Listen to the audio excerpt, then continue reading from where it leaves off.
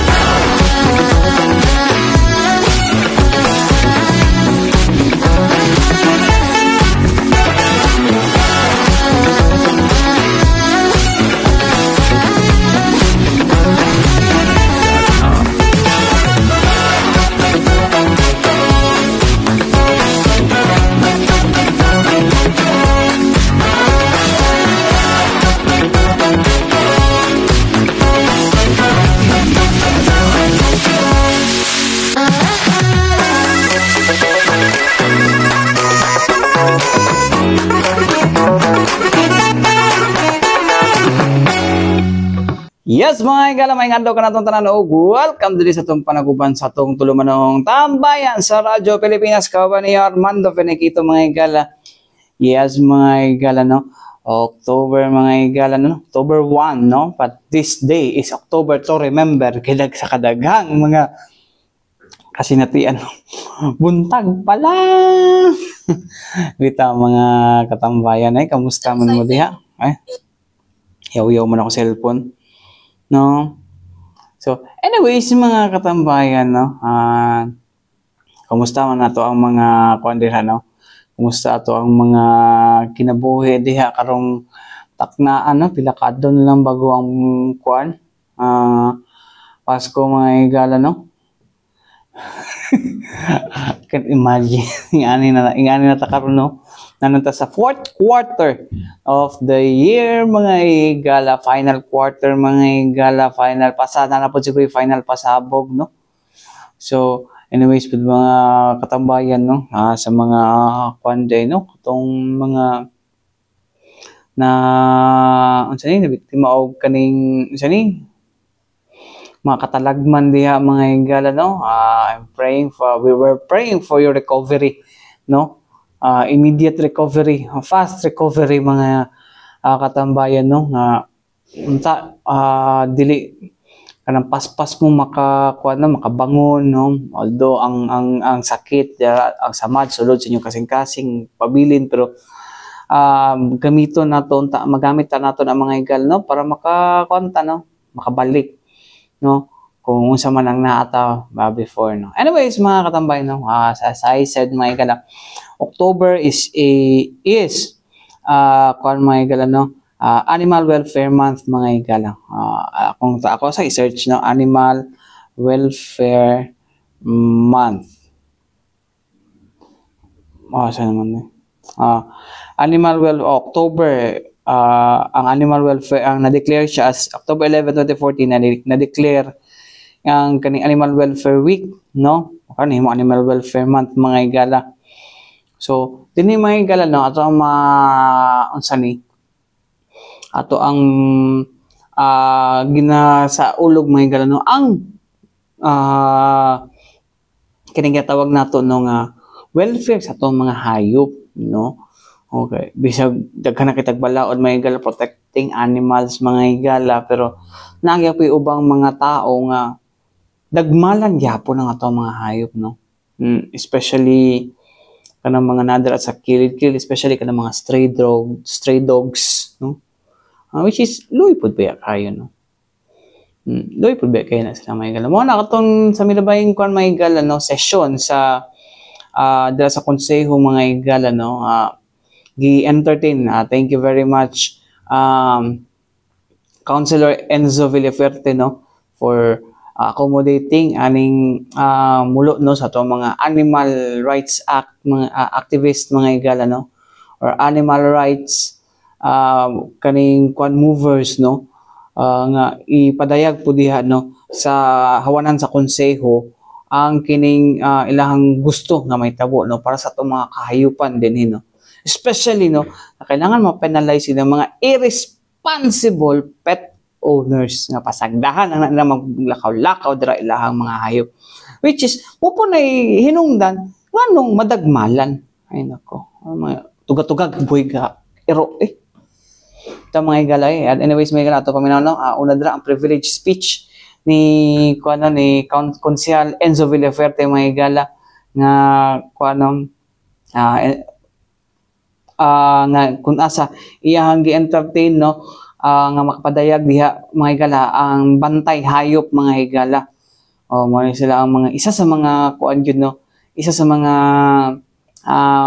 movers no dinhi sa pag-rescue og mga ero diha sa kadalanan mga tambayan. Anyways mga higala, ang ming kuan one of the co-founders mga higala ang mi kuan ang istorya no, si Alexi Rian Buliena mga higala no, mag-anak ata siya ni Ma'am Rovi Buliena mga higala no, nga mo ay founder sa maong kuno sa Bantay Hayop. Anyways mga higala, paminaw nato ni mga higala. That countless individuals and organizations actively champion and address every day. Since 1925, the World Animal Month has been observed annually every October. This monthly observance recognizes the intrinsic value of all animals, whether wild or domestic, large or small. As sentient beings, animals deserve humane treatment, compassion, and legal protection. With the observance of World Animal Month, it helps increase awareness among people and educate ourselves of our collective responsibility to protect animals and promote peaceful coexistence amongst them. As someone deeply committed to the cause of animal rights, I urge this august body to recognize and commemorate World Animal Month 2025. Let this be more than just a symbolic gesture, but let it also be a call to action, a call to strengthen our policies, which currently are the Davao City Adopt a Dog Ordinance, the ordinance prohibiting the loosening or letting stray of dogs, and others. Support ethical practices and inspire others to do the same. Let us use our voices, our influence, and our platforms to stand for those who cannot speak for themselves. Thank you, and may we continue to be a steadfast voice for the voiceless. With that, Mr. President, we have here the co-founders of Bantay Hayop Davao, namely Alexi Bulina and Rovi Bulina, who will share the series of activities for the celebration of World Animal Month. So, Mr. President, if you may allow our guests to speak before us on this august body, Mr. President.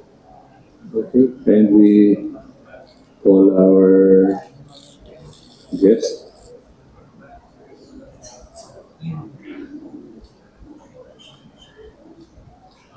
Okay, kindly state your name and age, position of.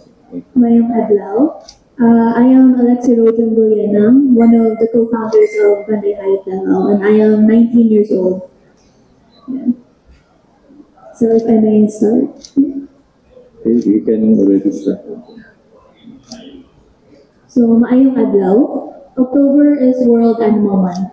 And we are thankful, especially to Councilor Lorenzo Villafarte for inviting Banday Hayop Davao to have given us this opportunity to be the voice of the voiceless here in front of you, Honorable Mayor, Vice Mayor, Councilwomen, and Councilmen.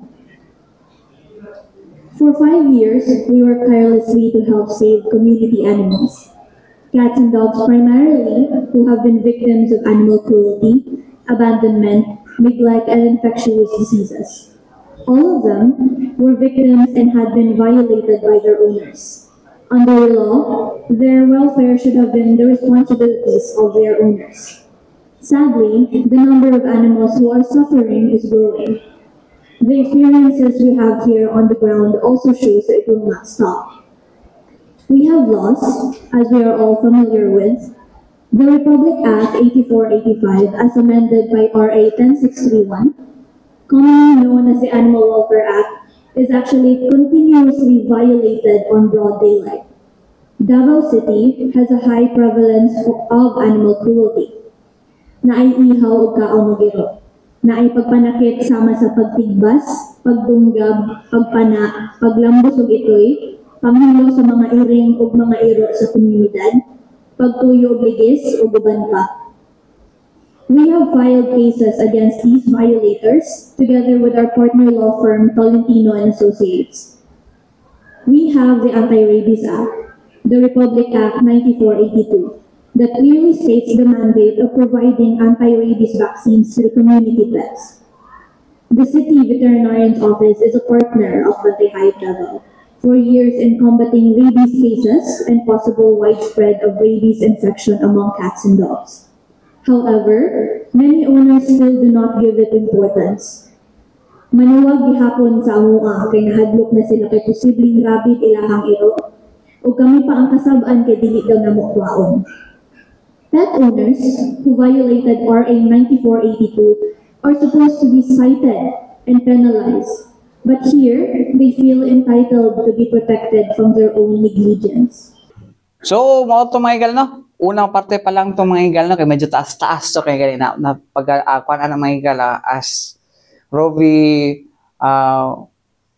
went by, no? Sa iyang sa iyang speech during the session, na yung mga konsyal nga nagkuan, no? Nga nanaday daan, dito na na-discover nga naaday mga ordinansa na para ni anak mga katambayan, no? So, dapat moto lang ikuan ito na ordinansa pero ambot lang about sa implementation, no? Na ordinansa pero ambot lang ka sa implementation, no?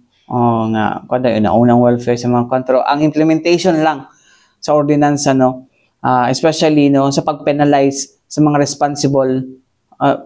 irresponsible no nga dog owners or pet owners mga katambayan. Anyways, mga katambayan, bitaw no irresponsible magbuhi ka for example, animal pet owners, gihimo nimong pet ang baksa niya nakabuhi. No? Nya nakapaak. Nya bunal-bunalan na sa mga tao. Diba? Kung di ka pa naman irresponsible, di na makabuhi or wala na akong taka ng buhi, ana. Ayun ako. Anyways, mga gala, reserve na ko na kung ano niya. No? Balik kita human lang. So, importante pa, hinumdum niya nga ito si Vianan. Balik kita mga igala, no? Dinis sa itong panaguban sa itong tulumanong tambayan sa Radyo Pilipinas. Kauban ni Armando Feniquito, mga igala, no? So, anyways, mga igala, paday na itong ginaisgutan, mga igala, no?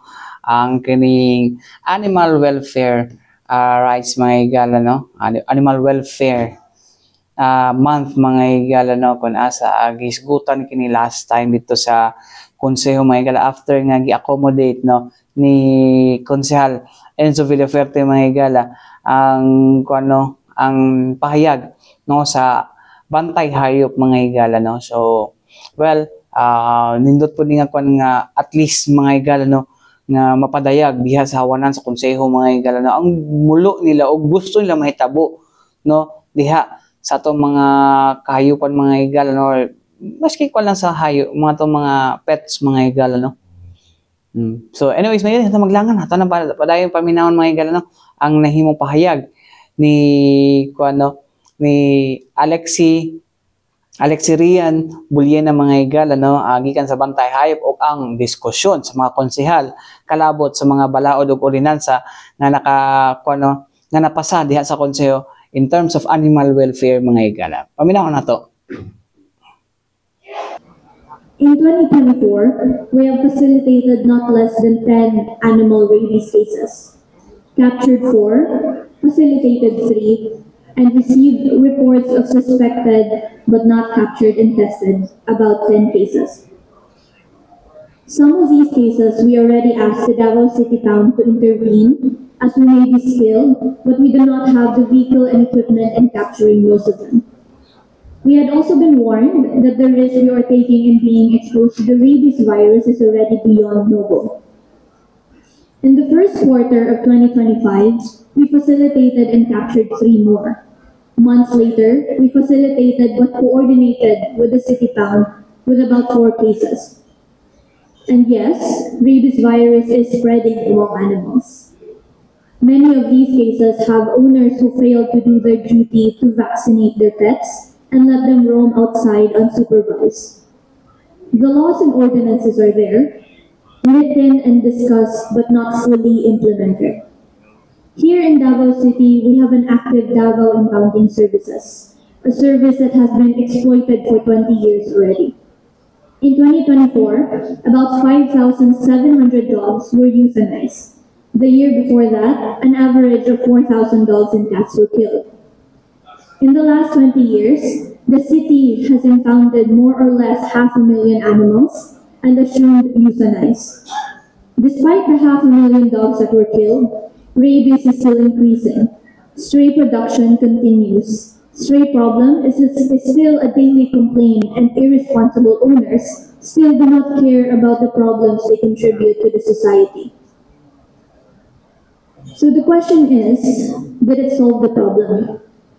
Despite killing 500,000 dogs, the problem still continues. I think it's safe to say that Davao City is cruel to the animals. I love my city, and I love it so much that I'm willing to work with the city for the better of our beloved city. We understand that you want to keep the humans safe, but without the check and balance, the policies created have enabled animal cruelty and provided irresponsible owners convenience. Supposedly, ang mga irresponsableng mga tagiya ang ginasubutan. Ang nahitabo, ang mga iro ang ginapatay. Kung ikaw responsable ka, maningkamot ka na imong maatiman imong iro. Mugasto ka sa vet, kung madakpan imong lukaton, mubayad na pud ka. Kung matakdan og sakit sa pound, mubayad na pud ka sa vet para magpatambal. Ang irresponsableng tag-iya, itulong sa impounding vehicle ang mga iro, iring, itoy, tigulang og mga kagiron nilang mga hayop na dili na nila gusto atiman. Ang paghatod sa pound, libre. Ang pagpatay sa pound, libre. Ang pagpakremate, libre. Mukuha lang sila og bagong itoy, unya og di na pud sila ganahan, ilahan na sad nang itulong sa dog pound. Ang mga barangay ang magsige og request og dog pound, apan dili nila gusto pangitaon kinsa ang mga irresponsableng tagiya. Naay mandato na pet owner ID registration, apan wala kini nabuhat. Na IDILG Memorandum Circular 2024-126 na nagbutang sa mga barangay isip tigtabang sa mga hayop ng mga biktima.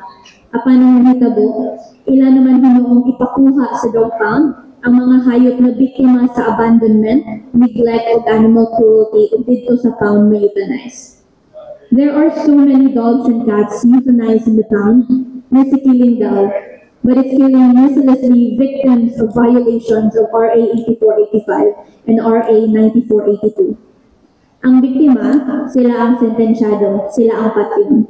Ang mga sadang tagiya, absuelto. Ang mausugyot, change the cruel mandate, since wala man nausab ang sitwasyon o nagpadayon man ang problema. Dili ang mga hayop ang angay na musalo sa sala sa ilahang mga tagiya. Cebu's DVMF, Department of Veterinary, Marine and Fisheries, earns a lot of revenues in implementing the laws and created ordinances that penalizes irresponsible owners that are all based on the Republic Acts. In the first 4 months of 2025, DVMF collected close to 9 million, which included impounding and cleaning fees, animal registration, and meat inspection. Cebu does not euthanize their impounded dogs and cats. They are neutered or kapon, spayed or ligated, vaccinated, and returned to their owners or the communities. While they are humane, they also generate income for their own animal welfare programs. General Santos City now has a champion that pushes for animal welfare committee in their council. Bantay Hayop Davao believes an animal welfare committee is a necessary addition to the council in order to check existing laws and ordinances if applicable or not. To change mandates and to transform Davao City into an animal-friendly city, to improve veterinary services of the government in the community and monitor the welfare of the animals, since majority of us are dependent on the animals emotionally, economically, and physically. The last time we lobbied for the Animal Welfare Committee, we were told na dili na daw ang dungagan inyong trabaho. So here we are, not asking you to add more to your work, but to help make Davao City become better. This time, for its animals, for its cats and dogs, not just for your pets, but to the pets of the less fortunate, to the abandoned, neglected, and cruelly treated. Through this, we can improve our communities. We are asking Davao City lawmakers that we become better than we are now, that we heed to the voiceless. They are the victims who cannot speak the violations against them. As the great Mahatma Gandhi once said, the greatness of a nation and its moral progress can be judged by the way all animals are treated. Daghang salamat, mayong hapon tinatong tanan. Okay, thank you. What's your first name? How do I call you? Rian. Rian, the subject matter of your speech a while ago when I was listening, you want this to become an item here in the City Council so that the council can act on this concern? Yes. I think the nearest committee that can handle matters regarding itong mga animals and stuff would be the Committee on Agriculture. Yun ang pinakamalapit, no? Hindi mo pwede kay Enzo kasi human rights ka eh. Social services. Sino human rights? Hindi pa. Social services. So ang nearest agriculture, si Councilor Abelia. If a councilor will sponsor it now and move that the topic of your speech now be passed on proceeding much better so that the City Health can be involved here. But Councilor Abelia would like to say something. Sige, Rian. Pabigyan lang ng upuan si Rian.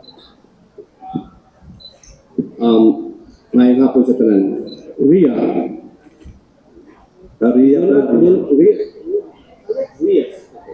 Actually, we have an ordinance dated back 1974, but it was amended during my term. The ordinance number now is 0902-22.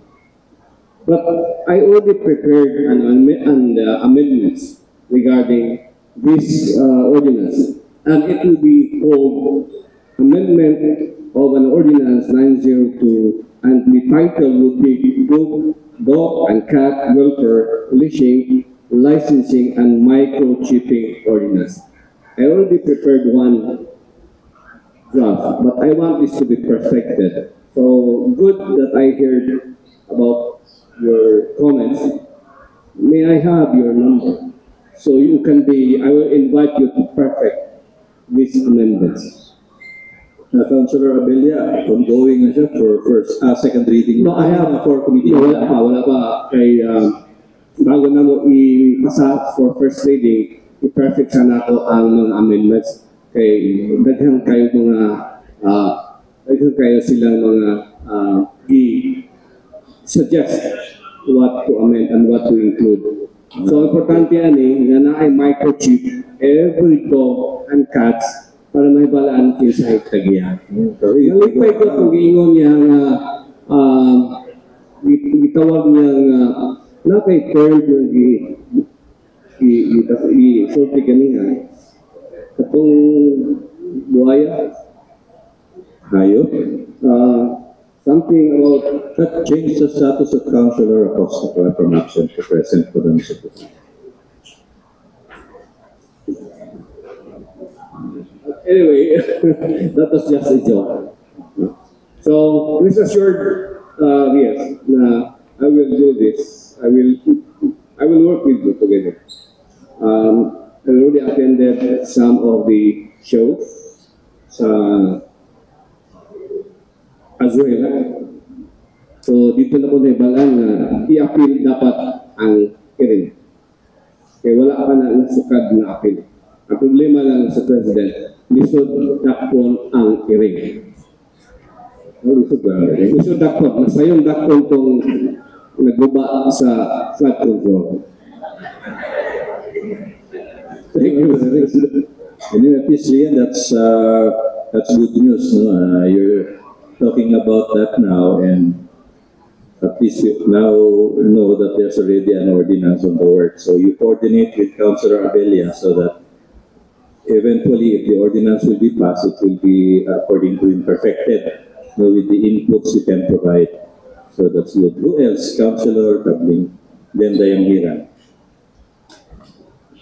Sir President, as I understand, what you're asking for is a separate and special committee for animal welfare. But since it's very related to agriculture, I suggest to the honorable floor leader that we just change the name of the committee perhaps to emphasize the request between the agriculture and animal welfare committee. Because whoever will be the next chairman of the committee later, after us, might take it for granted. And let's focus on agriculture. So if we add the name of the committee with animal welfare, and at least the new chairman will be taking over later on, because eventually there's no permanent in this council. So the chairman would know, or the committee would know, that they're not only supposed to focus on agriculture, but as well as to animal welfare. Thank you, Mr. President. Okay, at least I think the floor leader is still working on additional committees or amending existing committees already. Yes, So Mr. that can President. be part of your recommendations later. We can include the suggestions, Mr. President. Councilor Dayanghira. Mr. President, pet owners and lovers are very popular, like Congressman Barsaga, our new idol in House of Congress, exposing these ghost projects, and now we have a young lady from Davao. I just want to change some impression, Your Honor, because he mentioned the cruelty that Davao is most cruel in pet or abusive.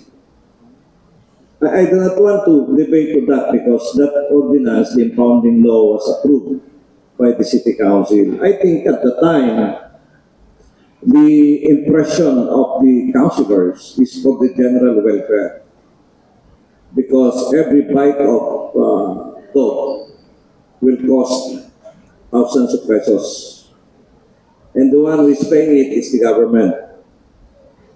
I don't know if you have the records now, ilan yung nakagat at ilan ang namatay sa aso at sa pusa. But I do not want to dwell on that because there is a proper time to discuss it, which is at the time that it will be referred to the committee. But I want to disabuse the minds of people that the role of the government is to, balance the general welfare, the security, vis-a-vis with the rights of everybody, including animals. So be that as it may, I just want to impress that the council approve it for purposes of what? Securing the lives of our people. Now, who is the source of all these things? The owner, correct? But with a population of 2 million or 1.8 residents of Davao, it's not easy to implement this. And in fairness to the barangay officials and the local officials of Davao, talagang ginagawa nila yung trabaho. I do not know, maybe this time, when we discuss in the committee level, you can participate vigorously and responsibly. That these are the things that we can do as private sector. It's easy to, say something, everything. But at the end of the day, you will go back to yourselves, what have you done? So, Mr. President, the fact that the matter was brought before here is laudable and commendable. This kind of organization, if I will be asked, should be allowed to work independently to fight what is right. Mr. President, and I think you are doing well, but I just want to correct the impression that the government is there. The government is not abusive, but along the way, maybe matter of apprehending this dog, sumpahan or time, but there should be rules that should be studied carefully. And I think, but I want to impress that the spirit of that law is to secure, to save the lives of residents of Davao City. At the same time, your action is commendable. You are fighting what is right for everybody. And that is democracy. Yeah, law can be changed anytime. It's an open-ended, that's the beauty of the governance. You cannot close the government, and we are open for all of that. That is why everybody is allowed to talk here, so that you can participate as a citizen. You are taxpayers. Yeah, so that we can be better.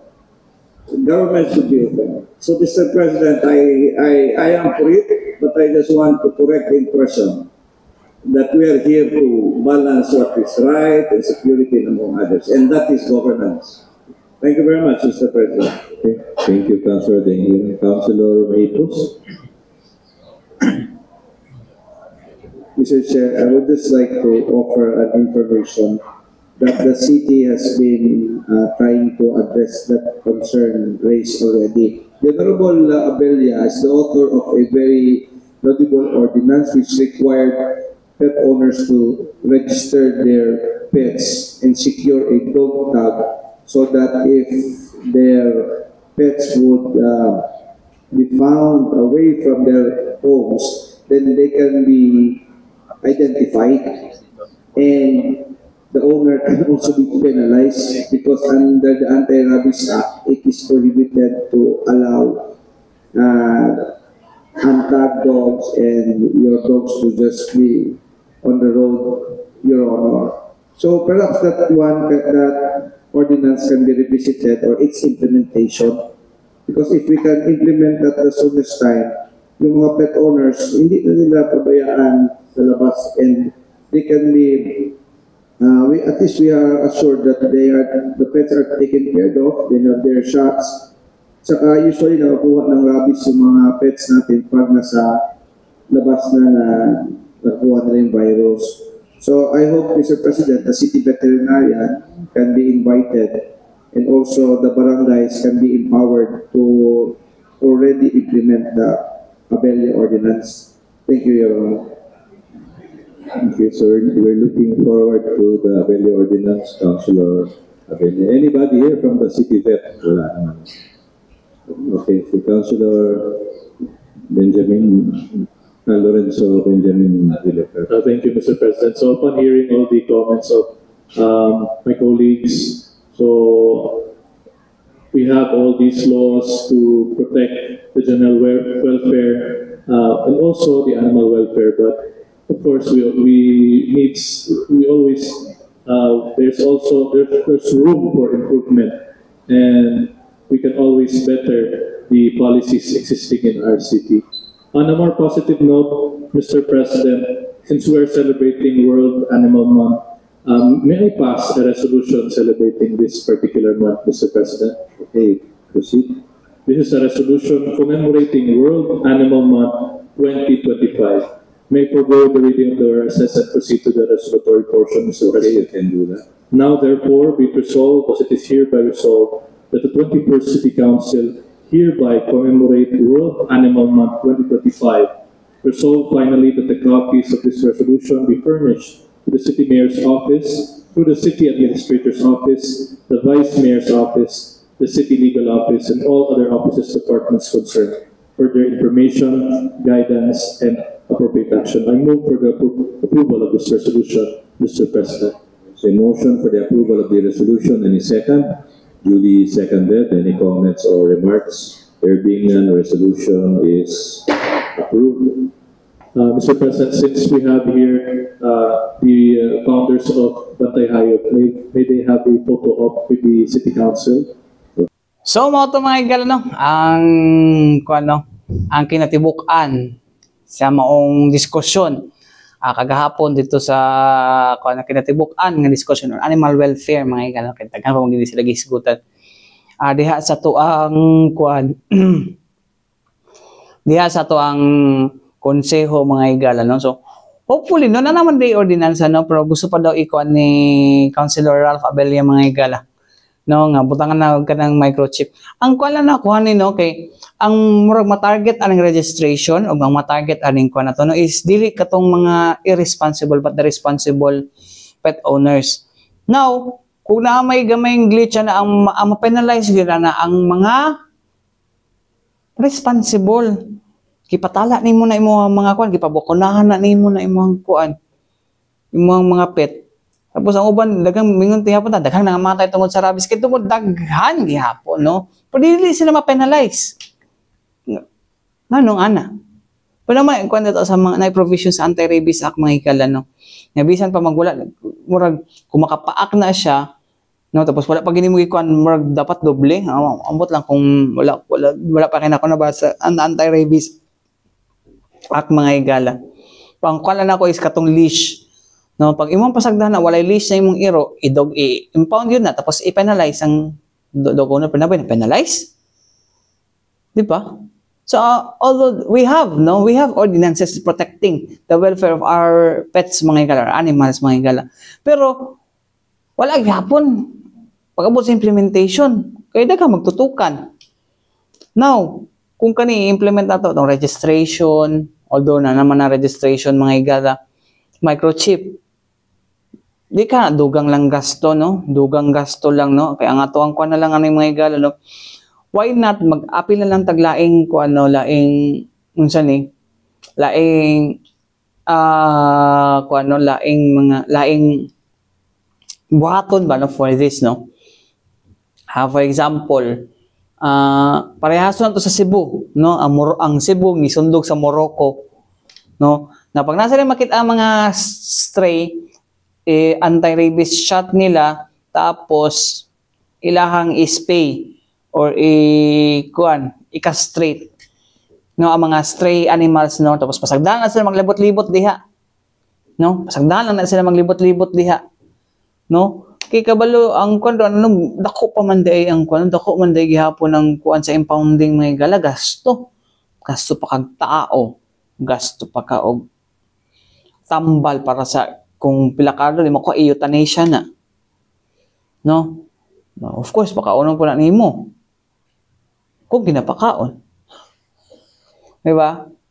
So masay pa siguro no sundugon to sa Cebu, no, nga dakpon, kapunon, tapos buhian. Sagdan na sila.